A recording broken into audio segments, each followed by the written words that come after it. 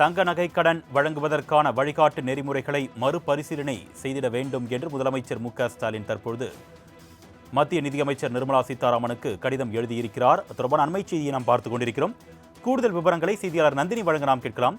வணக்கம் நந்தினி. முதலமைச்சர் மு.க.ஸ்டாலின் வைத்திருக்கக்கூடிய கோரிக்கைகள் என்னென்ன விவரங்கள்?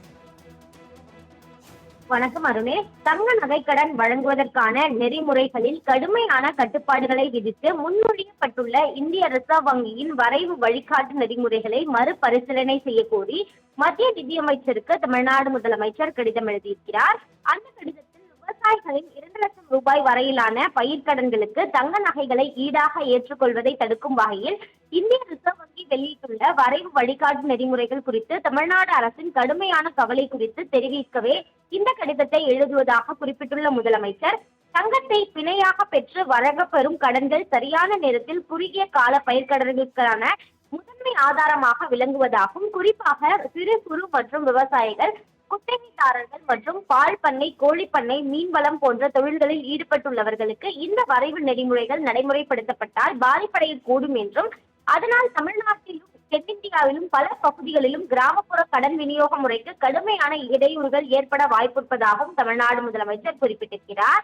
மேலும் கடன் வழங்குபவர்கள் மற்றும் கடன் வாங்குபவர்கள் எதிர்கொள்ளும் சவால்களாக சிறிய அளவிலான விவசாய கடன்களுக்கு கடன் பெறும் திறனை ஆவமாக மதிப்பீடு செய்யும் முறையானது கிராமப்புற சூழலில் செயல்படுத்த முடியாததாக இருக்க வாய்ப்புள்ளது என்றும், இது கடன் வழங்கும் நடைமுறைகளை தடைகளை உருவாக்கலாம் எனவும் தமிழ்நாடு முதலமைச்சர் குறிப்பிட்டிருக்கிறார்.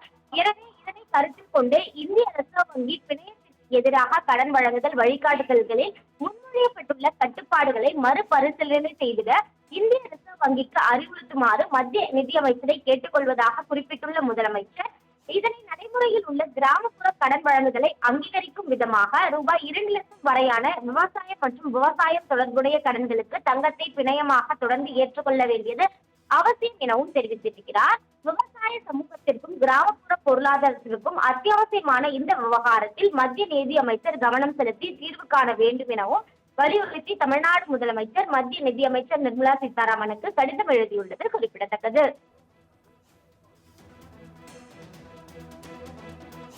கூடுதல் விவரங்களுக்கு நன்றி நந்தினி.